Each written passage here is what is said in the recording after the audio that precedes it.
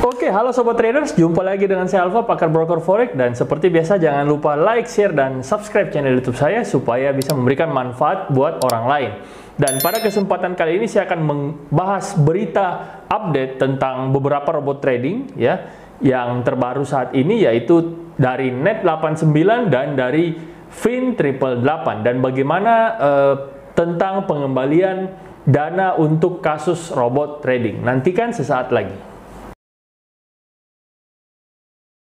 Oke, mari kita lihat berita dari kompas.com ya, kompas.com.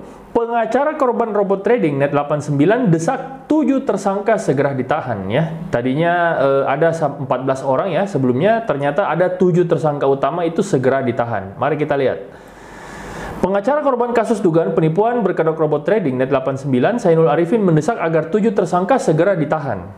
Hal ini juga telah disampaikan Sainul ke penyidik Direktorat Tindak Pidana Ekonomi Khusus Bareskrim saat mendatangi gedung Bareskrim Mabes Polri Jakarta.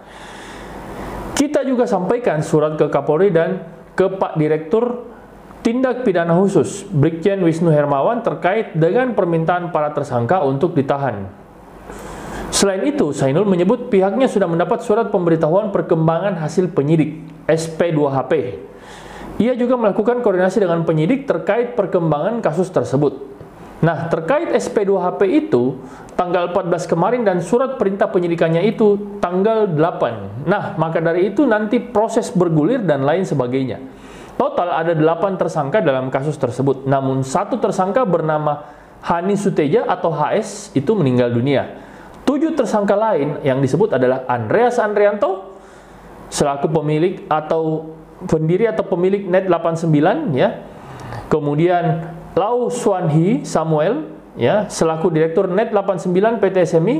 Ketiga ada Erwin Saiful Ibrahim selaku founder Net89 PT SMI. Kemudian Alwin Aliwarga, Ferdi Iwan, Reza Syahrani atau Reza Paten, dan David selaku sub exchanger Net89 PT SMI. Penyidik sudah menyita aset dan memblokir 83 rekening milik para tersangka. Namun 7 tersangka itu belum ditahan. Menurut polisi, penahanan para tersangka dalam kasus itu hanya tinggal menunggu waktu. Seperti yang heboh kemarin, Reza Paten itu ternyata dibekukan dan ada total perputaran dana sebesar 1 triliun rupiah ya. Sebab Kasubdit 2 di Tipideksus Bareskrim, Kombes Chandra Sukma, mengatakan penyidik masih melakukan proses pembuktian dalam kasus itu. Masalah waktu saja, apabila sudah cukup pembuktiannya akan kita tahan. Ya, itu berita dari kompas.com. Selanjutnya kita akan melihat berita dari Tempo ya. Berita dari Tempo tentang lagi-lagi tentang Net89. Tersangka kasus robot trading Net89 belum ditahan. Polri, penyidik perlu memperbanyak alat bukti ya. Kita nggak tahu apakah sampai seberapa banyak alat buktinya ya. Apakah memang harus diperlukan sebanyak mungkin ya, kita nggak tahu ya. Kita lihat nanti permainan Net89 di sini seperti apa ya. Kepala Subdit 2 Direktorat Tindak Pidana Ekonomi Khusus Bareskrim Polri, Komisaris Besar Polisi Chandra Sukma, menjelaskan alasan polisi hingga saat ini belum menahan para tersangka penipuan investasi robot trading ya. Kenapa dia belum menahan? Menurut Chandra, kasus tersebut melibatkan banyak korban sehingga penyidik membutuhkan alat bukti yang kuat untuk melakukan penahanan terhadap para tersangka. Penyidik masih perlu memperbanyak alat bukti mengingat korban sangat banyak ya. Korban itu ratusan ribu loh. Tentunya perlu waktu. Menurut dia, penyidik sangat hati-hati dalam menuntaskan perkara tersebut. Tidak terpaku mengejar upaya penahanan para tersangka dan mengabaikan kualitas dari alat bukti guna pembuktian perkara. Jangan sampai penyidik hanya karena mengejar penahanan, kualitas alat bukti kurang, maka akan mengurangi kualitas penanganan perkara, katanya. Ia meminta semua pihak, termasuk para korban, untuk bersabar menunggu penyidikan yang dilakukan kepolisian serta menuntaskan perkaranya, termasuk menahan para tersangka. Hanya tinggal menunggu waktu. Saatnya nanti ada untuk kami melakukan penahanan, kata Chandra. Pada hari yang sama, tim kuasa hukum korban penipuan investasi Net89 mendatangi Bareskrim Polri mempertanyakan perkembangan penanganan perkara, termasuk status penahanan para tersangka. Dari 8 orang tersangka yang telah ditetapkan, saat ini berkurang menjadi 7 karena tersangka atas nama Hani Suteja meninggal dunia dalam kecelakaan lalu lintas di Jawa Tengah pada 30 Oktober 2022. Sejumlah public figure pun diperiksa. 7 orang tersangka yaitu Andreas Andrianto, ya seperti yang tadi sudah disebutkan. Ini agenda kedua kami juga sampaikan surat ke Kapolri dan CC ke Pak Direktur, ya, terkait dengan permintaan para tersangka untuk ditahan. Perkembangan perkara saat ini, penyidik masih mendalami keterangan saksi. Sejumlah saksi masih diperiksa. Dan Selasa ini penyidik memeriksa tersangka David dan beberapa saksi lainnya. Penyidik turut memeriksa sejumlah figur diantaranya Atta Halilintar, kemudian Taki Malik, Kevin Aprilio, dan Mario Teguh. Ya, itu sekilas berita tentang Net 89. Dan kita lihat berita tentang Fin 888. Bagaimana update terbaru tentang Fin 888? Kita lihat dari seputar Cibubur. Kuasa hukum korban penipuan robot trading Fin 888 adukan nasib para korban ke Kejaksaan Agung. Ya, di sini kita lihat ada foto dari pengacara Fin 888 dan ternyata sudah sampai di Kejaksaan Agung. Ya, kuasa hukum paguyuban korban Fin 888 sekaligus kuasa hukum pelapor Octavianus Setiawan dan Ade Rosidin menyambangi Jaksa Agung Muda bidang tindak pidana umum. Ya, kedatangan mereka ini adalah untuk mengadukan nasib para korban yang hingga saat ini belum ada tanda-tanda itikat baik dari pelaku dugaan penipuan berkedok robot trading Fin 888 untuk mengganti kerugian para korbannya.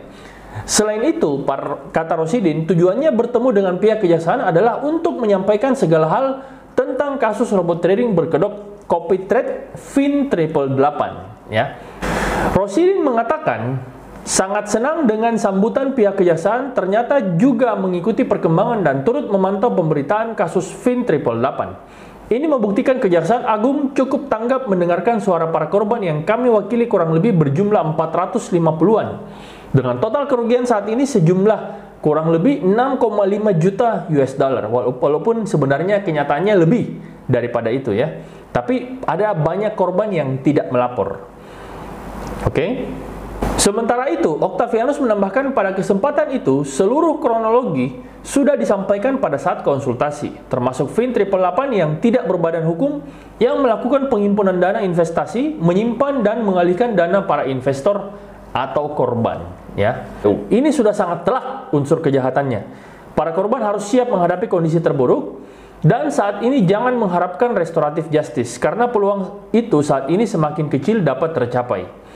Octavianus mengatakan, kejaksaan membenarkan bahwa pada prinsipnya barang siapa yang tak berizin serta berbadan hukum mempromosikan atau mengajak, menghimpun uang dan menerima uang atau menyimpan uang, dan siapa saja yang dengan sengaja mengalihkan atau menyamarkan, membelikan sesuatu yang diduga hasil kejahatan, semuanya dapat dipidana. Dia berharap konsultasi dengan pihak Jampidum dapat membuka jalan bagi penyelesaian kasus dugaan penipuan berkedok robot trading ini. Nah, kemudian kita lihat berita dari Finance ya, detik.com, di mana ini ada pernyataan dari Ibu Sri Mulyani. Bagaimana sebenarnya dana yang ada di kasus robot trading? Mari kita lihat, apakah bisa dikembalikan? Kabar gembira, korban investasi bodong bisa dapat ganti rugi di RUU PPSK. Mari kita lihat seperti apa ya. Menteri Keuangan Sri Mulyani menyatakan pemerintah akan membuat ketentuan pidana soal kejahatan di sektor keuangan. Dalam ketentuan tersebut, korban kejahatan akan dimungkinkan untuk mendapatkan ganti rugi. Akan dimungkinkan, bukan dipastikan ya. Sri Mulyani juga menyebutkan beberapa potensi kejahatan di sektor keuangan mulai dari investasi bodong, pinjaman online, pinjol ilegal hingga skema ponzi pada koperasi simpan pinjam.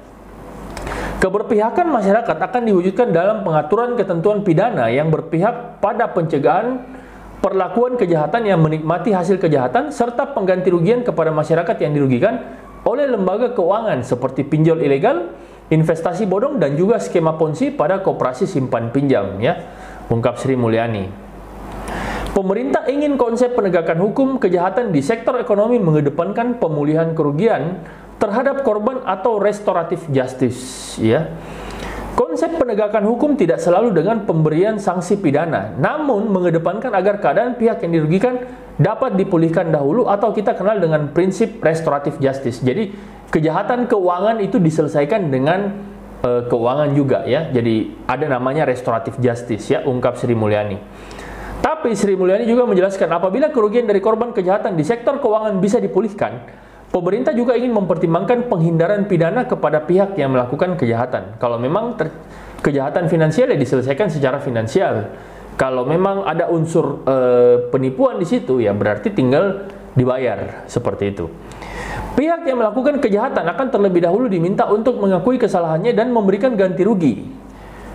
Namun apabila hal itu tidak dilakukan, pidana akan menjadi opsi terakhir bagi pihak yang melakukan kejahatan. Selanjutnya dalam hal pihak yang telah melakukan kerugian atau pelaku tindak pidana mengakui dan memberikan ganti rugi sesuai mekanisme yang berlaku. Sehingga keadaan kerugian korban pulih pada keadaan semula, maka penghindaran sanksi pidana berupa penjara perlu dipertimbangkan terhadap tindak pidana tersebut, ungkap Sri Mulyani, ya. RUU ini menetapkan prinsip keadilan dan restoratif, ya.